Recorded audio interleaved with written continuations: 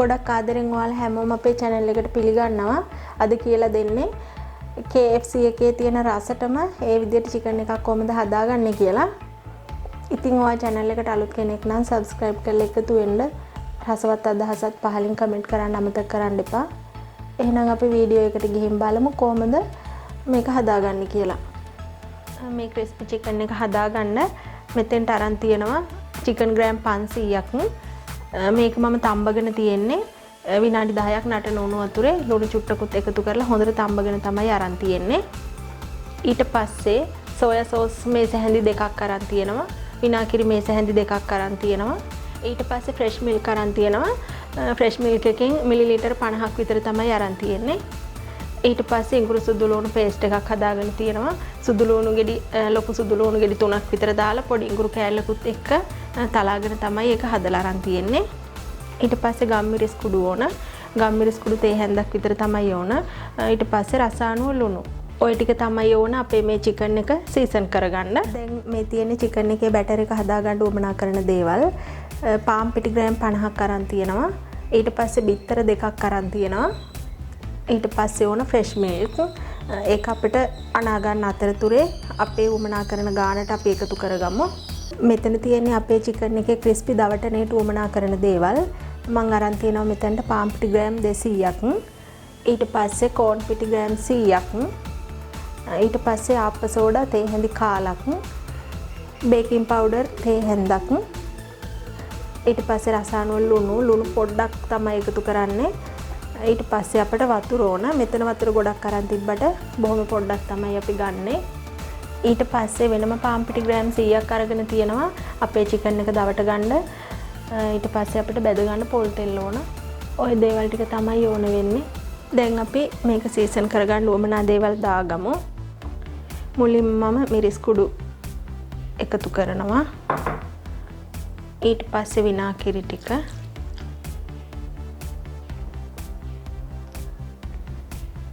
Soya sauce.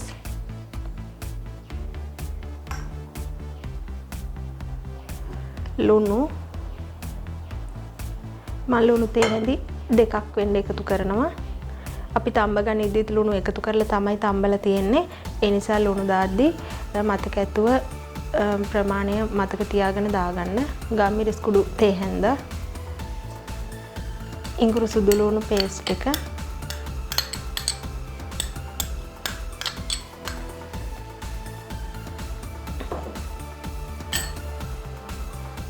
ඊට පස්සේ අපේ fresh milk ටික.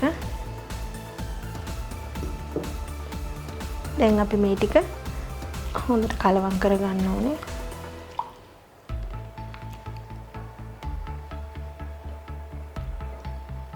මේ විදිහට හොඳට කලවම් කරගෙන ශීතකරණයේ උඩ කොටසේ අපි පැය එකමාරක් තියාගමු.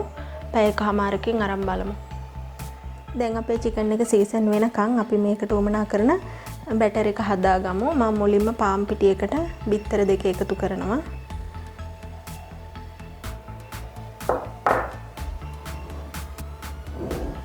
අපි මේක හොඳින් කලවම් කරගන්න ඕනේ.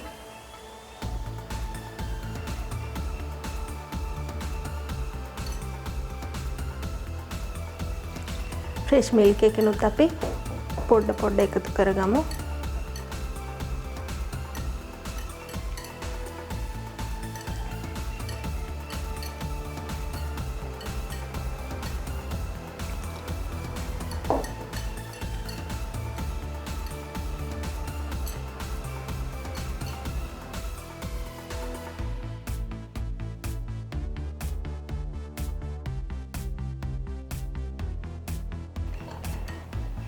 මේ විදියට අපි බැටර් එක හදාගෙන තියෙන්නේ. මේක ගොඩක්ම දියාරු ඕනෙත් නැහැ, ගොඩක් ඝනකම ඕනෙත් නැහැ. දැන් අපි crispy දවටනේ හදාගමු. මුලින්ම පාම් පිටියකට මම corn පිටි ටික එකතු කරගන්නවා.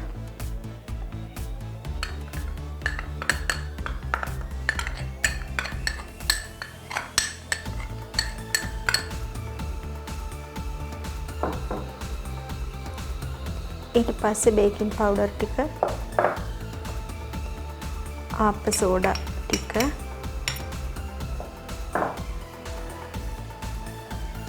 ලුණු එකතු කරගන්න ඕනේ. හොඳටම පොඩි ප්‍රමාණයක් අපේ අනිත් දේවල් වලටත් ලුණු එකතු කරගන්න නිසා මෙතෙන්දි ලුණු ගොඩක් වමනා කරන්නේ නැහැ.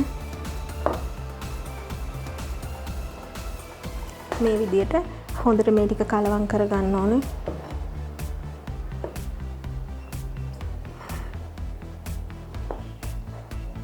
දැන් අපි වතුර එකතු කරගන්න ඕනේ. වතුර පොඩ තමයි එකතු කරන්න ඕනේ. මේ විදිහට මම හැන්දෙන් දෙකක් විතර මුලින් එකතු කරගන්නවා.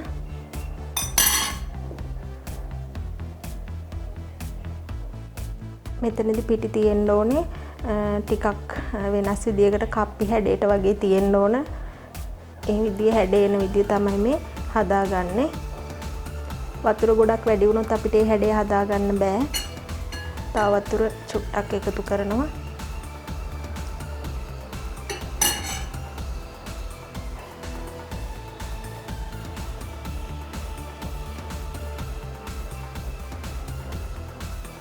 මේ විදිහට වතුර එකතු කරගන්න ගමන් අපි කලවම් කරගනිද්දී අතට දැනෙනවා මේ විදිහට පොඩ්ඩක් කප්පි වගේ ස්වභාවයක් පිටි ගතිය අයින් වෙලා වතුර ගොඩක් එකතු කරගෙන බෑ මේ වැඩේ කරන්න. මම තවත් වතුර ටිකක් එකතු කරගන්නවා.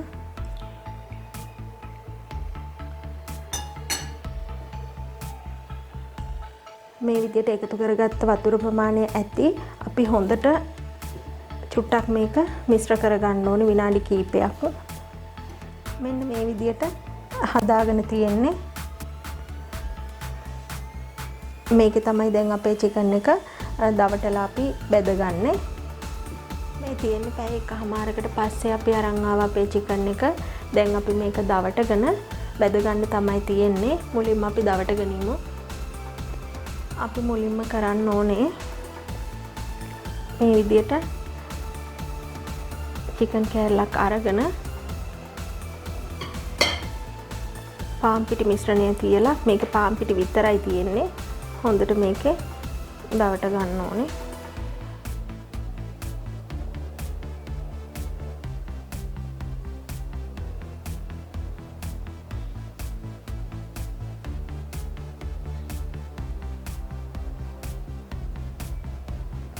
හොඳින්ම දවටගෙන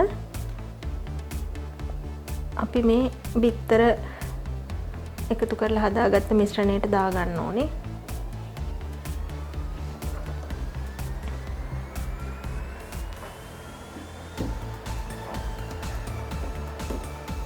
ඒකෙත් හොඳට මෙහෙම දවටගෙන අපි කැට කරගත්ත අපේ ඊළඟ පාන් පිටි මිශ්‍රණයට මේ විදිහට තියාගන්නවා. ඒකත් හොඳට මේ විදිහට දවට ගන්න ඕනේ.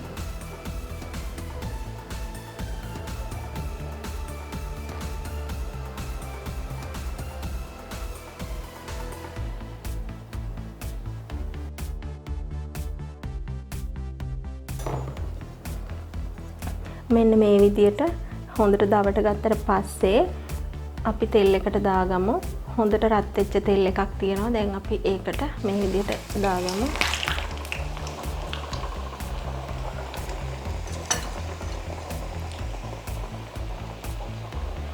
ගින්දර ගොඩක් වැඩි කරන්නේ නැතුව තමයි බෙදගන්නේ.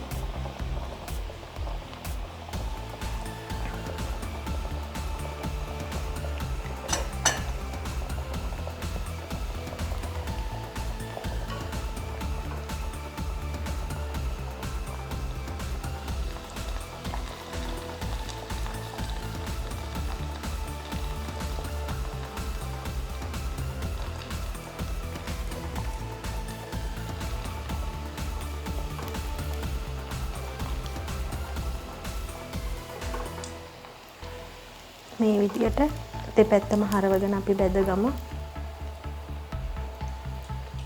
අපිට මෙතනදී ඇතුළ බැදිලා නැද්ද තැඹිලා නැද්ද කියලා බය වෙන්න දෙයක් නැහැ. අපි තඹගත්ත චිකන් තමයි දාලා තියෙන්නේ.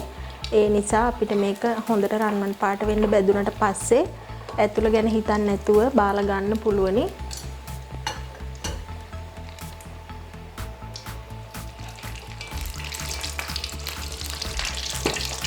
මෙන්න මේ ගානට බැදුනහම අපි බාගමු අපේ චිකන් කෑලි. අපි ඔක්කොම ටික මේ විදිහට හදාගමු. ඔන්න මේ විදිහට මම චිකන් ටික සේරම බැදගෙන ඉවරයි. මම අරන් තියෙන චිකන් තයි කොටස. ඔයාලට පුළුවන් මේක ඩ්‍රම් ස්ටික් වලින් වගේ අරගෙන හැඩය තව ටිකක් වෙනස් කරලත් බැද ගන්න. ඔයාලත් මේ විදිහට හදලා රස බලන්න. එහෙනම් මේ වගේම තවත් අලුත් වීඩියෝ එකකින් ආයෙත් හමු වෙමු.